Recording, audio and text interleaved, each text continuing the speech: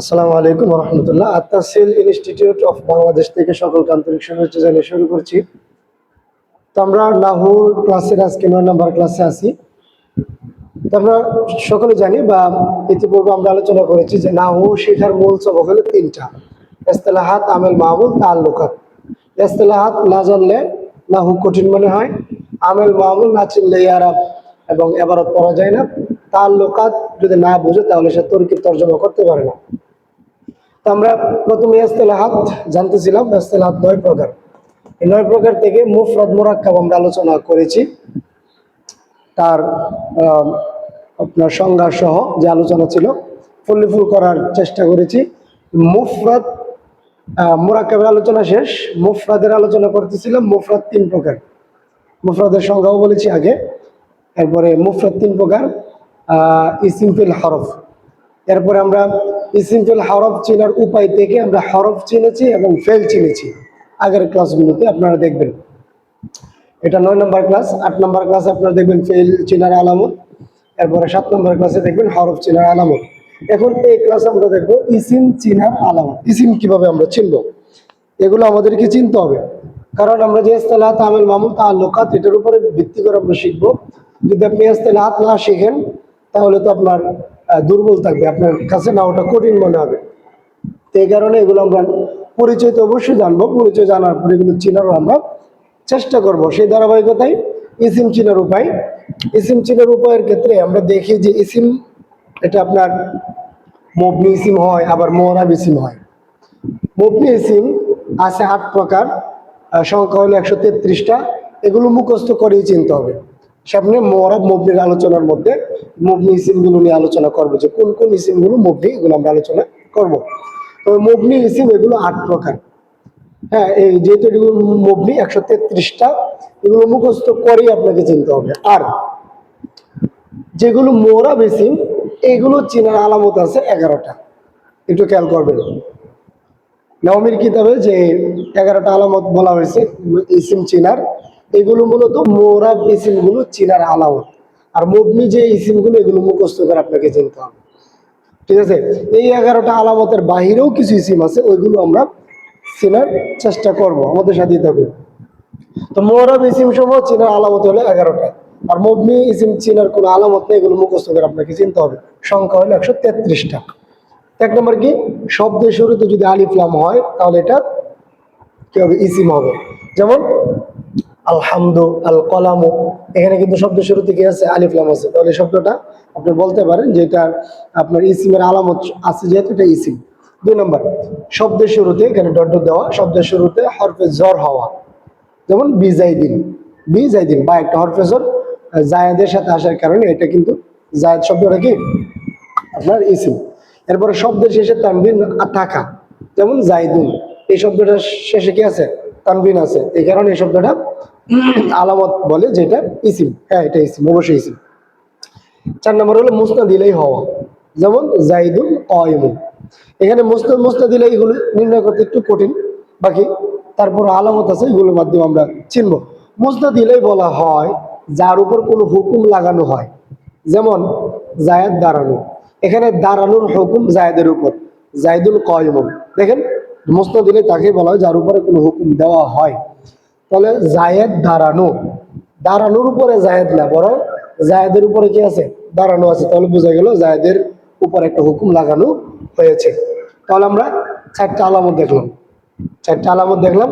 আরো যে আমাদের কয়েকটা আলামত আছে এগুলো আমরা দেখব। তো আমরা ইসিমের আলামত দেখতেছিলাম। 1 নম্বর আলামতটা হলো মুজাফ হওয়া। মুজাফ যদি হয় তাহলে এটাও কিন্তু ইসিম হবে। তো যেমন গোলাম মুজাহিদিন। এখন কোন শব্দটা মুজাফ হইলো না হইলো এটা কিভাবে বুঝবেন? দেখেন, এটাও বোঝার কিন্তু আলামত আছে। 1 নম্বর যদি বলি যে মুজাফ অর্থ কি? মুজাফ অর্থ যাকে অন্য বস্তুর দিকে সম্বন্ধ করা হয়।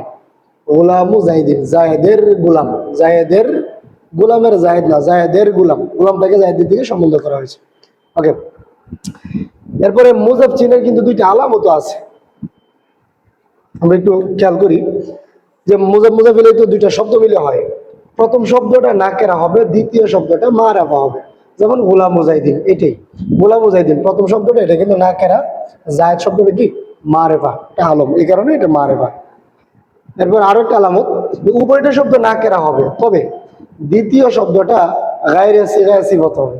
যেমন রসু কলামিন, এখানে দুটোটা শব্দ রসুনও নাকেরা, কলামুনও নাকেরা, কিন্তু দ্বিতীয় শব্দ যেটা কলামুন, এটা কিন্তু গায়রে সিগায় সিফত।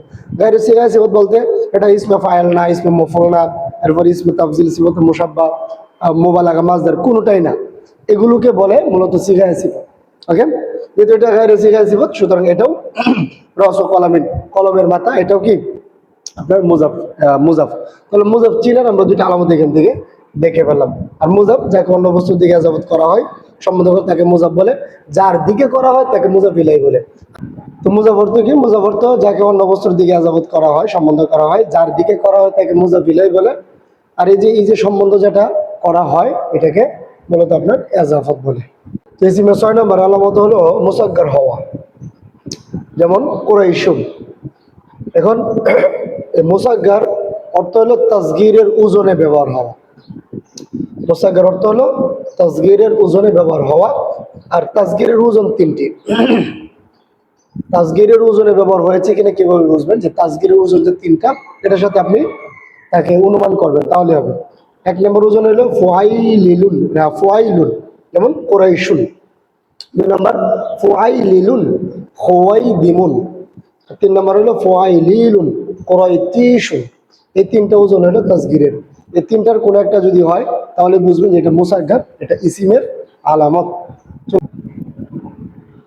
তো ইসিমের 7 নম্বর আলামত হলো মানসুব হওয়া। বাগদাদিয়ুন, বাঙ্গালিয়ুন, হাক্কানিয়ুন। ওকে, মানসুব মানে হলো যে কোনো এলাকা বা কোনো জায়গার দিকে বা কোনো বংশের দিকে, কোনো গোত্রের দিকে আপনার কি করা, সম্পৃক্ত হওয়া। অর্থাৎ শব্দটা শেষ অক্ষরের নিচে থাকবে জের, এবং শেষ অক্ষরটা হবে ইয়া, তাসদীদ যুক্ত। যেমন বাগদাদিয়ুন, হাক্কানিয়ুন, এরকম। এটা হলো মানসুব। 8 নম্বর হলো তাসনিয়া হওয়া, যেমন রজুলানে, ইবনানে, ইখওয়ানে, আরো যত ধরনের তাসনিয়া হয় সবগুলোই ইসিম। জমা হওয়া, 9 নম্বর হলো জমা হওয়া।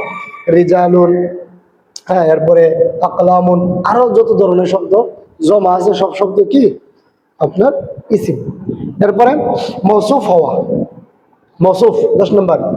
যেমন রজুলান আলিমুন, মৌসুফ মানে যার কোনো গুণ বা দোষ বর্ণনা করা হয়, এটাকে বলে মৌসুফ।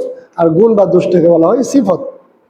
তাহলে মৌসুফ হওয়া এটাও একটা ইসিমের আলামত। যা রজুলুন আলিমুন, আলেম ব্যক্তি আসলো। এখানে কেমন ব্যক্তি আসলো? আলেম ব্যক্তি।